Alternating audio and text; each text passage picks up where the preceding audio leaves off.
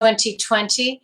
And I have as a title today my recommendation for all my colleagues and friends in the healthcare business, in the healthcare world. God bless you, our first line, our frontliners, and first responders, and our hospital and LTAC and acute and subacute, and all our clinicians out there that are taking care of business, and especially the COVID. So the YouTube up there is https:////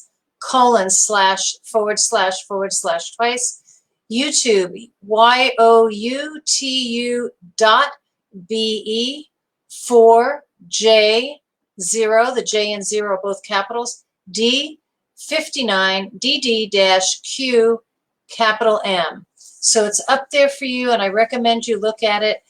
There probably are more. That one was recorded on the 23rd and was a great Dr. Vuong, V-U-O-N-G, is a surgeon and a doctor, and spoke clearly and plainly, and I think very much those out there dealing with COVID and working in the hospitals and taking care of COVID along with everything else they take care of will really appreciate his breakdown and his explanation. And it's certainly for anybody that is wants clear, concise, truthful information. And I know I have to be careful myself, because when we are in our world of healthcare, and really, we call it healthcare, but it's a lot of injury and illness care. And because we're in that injury and illness care, we're really frank and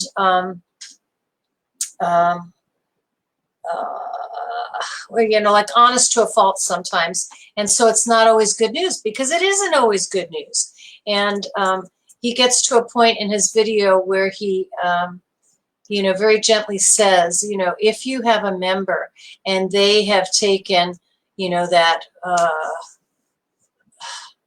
that road, they went from contracting it to maybe being mildly symptomatic to having more severe symptoms, and travel down that road to where they're, whatever percent we are in right now of people that do not make it through COVID to the other side, to the recovery side, that 3% or 5% or whatever that number is today on April 3rd, if the physician has that conversation with you, the intensivist or whoever's taking care of your family member, maybe it was just an admit through the ER and so forth, they say, we really think that they need the ventilator now, the respirator, because they're tired out.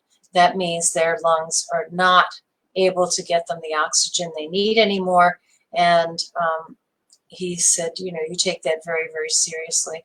And so that frankness and honesty is not, it's not great news. It's not easy. It's not something any of us want to face, and but some of us will have to. And so I like his breakdown, his honesty. He's fun, and he uses unusual descriptions of what it might be like to start drowning in your own secretions. I really appreciate the video. My dear friend, who's a respiratory therapist, sent it to me, and I think you will appreciate it as well. So I did want to mention that. I hope everybody is well, and I think still the two things that we can do as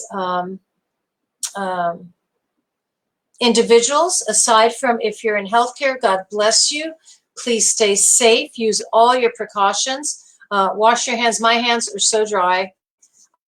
It's not funny. And I don't even go very far. I work mostly from home these days, and I have had to curtail a lot of my outside of the home work and my outside of the home activities, volunteering and being with my mom. She's on lockdown in her senior living space and a place. And so even though I don't go far, I still wash like crazy. If I take a walk, or I ride the bike, or I handle the dogs, or I touch my face, I wash, and I wash vigorously.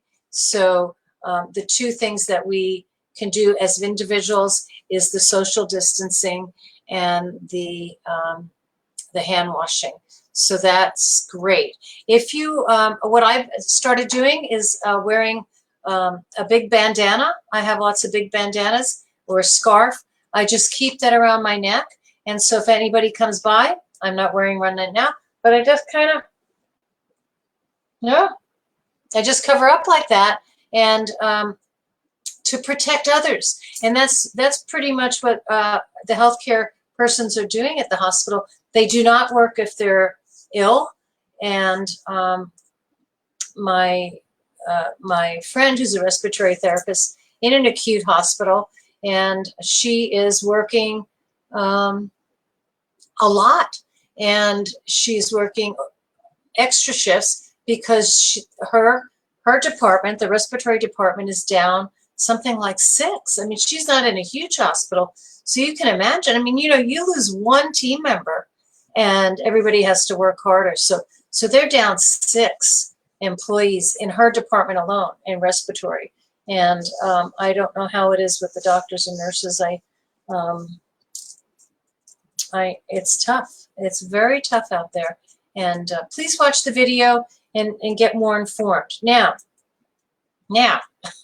for Gold Medical, we are still going to try our best and always be here for you, for healthcare employees looking for their next best employee, and for healthcare workers looking for their next best job.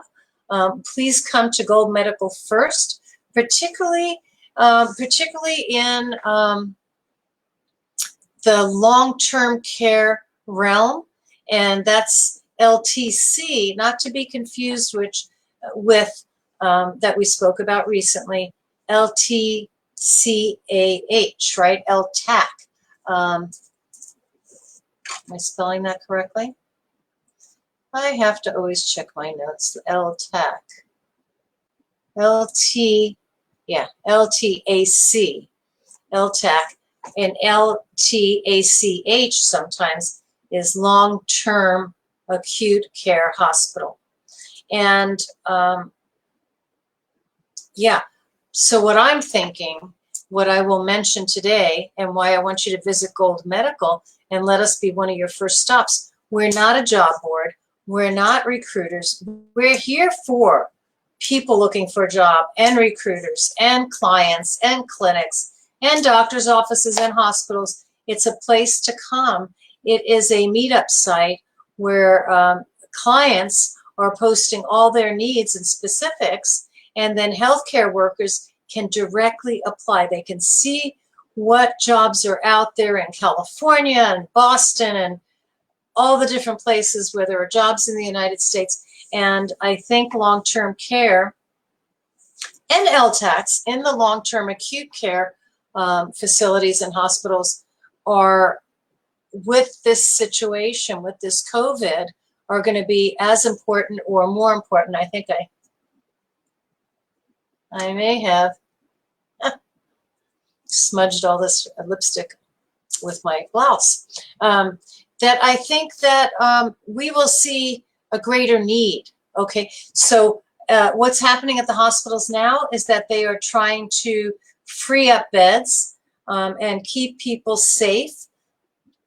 So anybody that is stable is being discharged to home or intermittent skilled rehab and so forth, to either home or home care or skilled rehab or extended care, elder care, all these different areas to get them out of the acute hospital setting.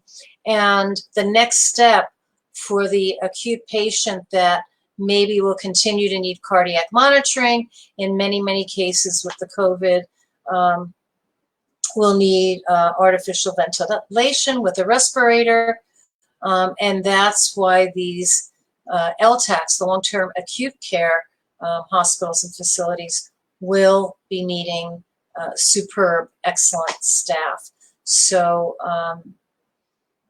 so please check Gold Medical. We want to help in that process of finding the job and seeking the employee, and the employee finding the employer. So what I want to say about the rather complex acute care that one receives at the LTAC is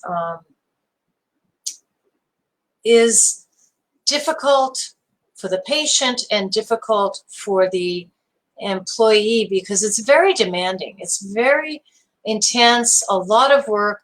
You're dealing with acute situations, probably multiple antibiotics, long-term care, medical care, mechanical care, device care, trachs, and outcomes are not always, particularly in the geriatric realm. So I always think about a car, and when you get your new car, it smells new, and the, the cushions are new, and the engine is great, and everything about it, the brakes work, and the glass is shiny, and then the car gets a little older, year 2, year 1, year 2, and down the road, I've driven my cars for well over 10 years. I get good solid cars, and I never get rid of them. Last time I got a new car, I kept the one I had before it, which was already 12 years old, because it functions, and it's kind of nice to have an extra backup car in the family. And that car has a great hitch for things that I need. My mom has electric wheelchairs and heavy items, so I kept that older car, one of the best cars I ever had, and got my new car. But I always liken us to an older machine, the human body. Like, I have this beautiful grandchild that's not even 2 weeks old yet, and she's so perfect. I mean, she's still developing things, but she's so perfect. Her skin and her eyes and her hair and her toes and everything's brand new, and her systems, and it's just brand new, and it's absolutely wonderful. It's delicious is what it is. And here's her old grandma, 60-something years old. And so not a brand new machine, the skin, you can see all my gray hairs have not been taken care of while I've been staying at home. So, everything changes, the teeth and the hair and the what you see on the outside, what's occurring on the inside. Things get a little worn out. Like my gallbladder, it's been working hard for 60 plus years, and my lungs, and and the things I've thrown at it, and the things the environment has thrown at it, and how many times I'm sorry to say I'm a little on the klutzy side, and how many falls and bumps and dings and so forth and scratches, and it got me here. I'm not complaining. It is what it is. It's life. So this machine is a little bit older, and we're talking about the long-term acute hospitals, long-term acute care, the LTACs. The population that's going there may be on the older side. They probably are going to be 65 and older, and if not, they're going to be they're going to have health issues that have taken their toll. So so what I'm trying to say is that the inpatients there require a lot of care in these facilities, and I forget the average stay. The average stay is, I think, 30 to 40 days, but sometimes longer. Let's see if I can pull this up on my other computer here. Okay, I'll read this to you. The goal of the long-term acute hospital, the long-term acute care hospital, is to help patients recover from debilitating illnesses and injuries and regain their ability to live independently. When people arrive at an LTAC, they may be very ill and require lots of the mechanical ventilator, the cardiac monitoring, intravenous lines, etc. this information I'm reading to you is from the last 6 months. I think it was August of 19. So about 6 or so months. You want to have conversations with the provider before they go to LTAC so that you have a good idea of what it is. And the doctor that wrote this article or that was interviewed for the article said, if you're staying at a hospital, a long-term acute care hospital, undergoing invasive procedures and with the best outcome goal, we want to let you know that we are going to do what we can to relieve symptoms and optimize quality of life. But it might be time at that point to recognize that the person might not live as long as you had expected. So that's the rough part of recognizing this. And of course, the goal is always, optimum health and quality of life. So I was trying to see, oh, here we go. Overall, here we go. This was a study done for patients in the long-term acute hospitals from 2009 to 2013. 40% of the patients in the study were admitted to the long-term acute care hospital for respiratory diagnosis. The patients, so 40%, so more than half of the patients going to the long-term acute care hospitals are being admitted with a respiratory diagnosis. Of those patients that survived, these patients survived an average of 8.3 months, and only 18% were still alive after 5 years. So it's a little different than the acute hospital because those much shorter term. I mean, a lot of the things that when I started nursing in the late 70s, 1977, I graduated that, I think I graduated that May or June and got my license in July of 1977. Why did I go there? When I graduated in 77, oh, yeah, we were still admitting patients to the hospital for acute cholecystitis, for gallbladder attacks, for gallbladder surgery, for many, many things that people do not go to the acute hospital for anymore. They go to surgery centers. They go to same-day surgery centers that may or may not be located on a hospital campus. Maybe it could be in a strip mall. It could be anywhere. We have surgery centers all over the place. So the statistics for the acute hospital and the long-term acute hospital are going to look very different. Can they improve? Of course they can. Is the need going to grow? I do believe it is going to grow because this whole situation with the COVID-19 causes ARDS, acute respiratory distress syndrome, and people are required to go on ventilator treatment, respirators, and the acute hospital cannot support that for any length of time, and that's where the LTAC is going to come in handy. So, but just, have honest conversations, always be hopeful. I've mentioned that my friends, my dear friend and her husband and her two of her adult daughters did contract it, and I'm happy to say they're all improving a little each day. So there's that. There's this huge group. I don't want to say numbers, but I am going to just watch that video. So I do want to say about 80% of people that catch the COVID have uncomfortable symptoms, and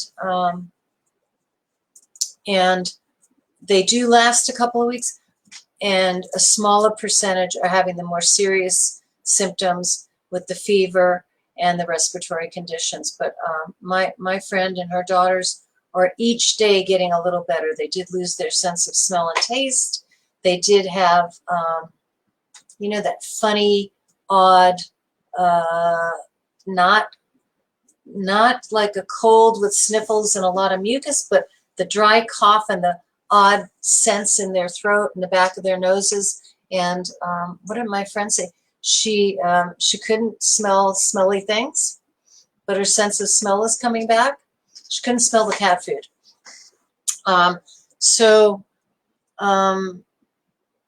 Yeah, so I just feel like I've been a Debbie Downer, but I'm not. I don't want everybody to be afraid of dying. I just want everybody to do what is prudent, to do the hand washing, to protect yourself with your PPEs, your personal protective equipment. My friends and colleagues at the hospitals and the clinics and so forth, please take good care of yourself.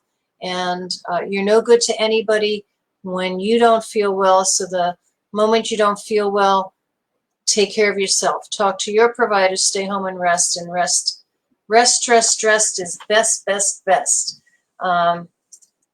And that's how my friends have been healing. They've been getting a lot of rest, nutrition, and fresh air whenever they can. They are back east in the state of New York, and it's cold, so they wouldn't probably go on a long bike ride like I would, but they can do other things. They can stretch and so forth, and they can bundle up and take short walks. And so I'm trying to end on a happy note, and it's just serious stuff. And I think my family members, some of them have adult children, some of them have small children, thinking what a great time, to spend time together and just do things a little differently.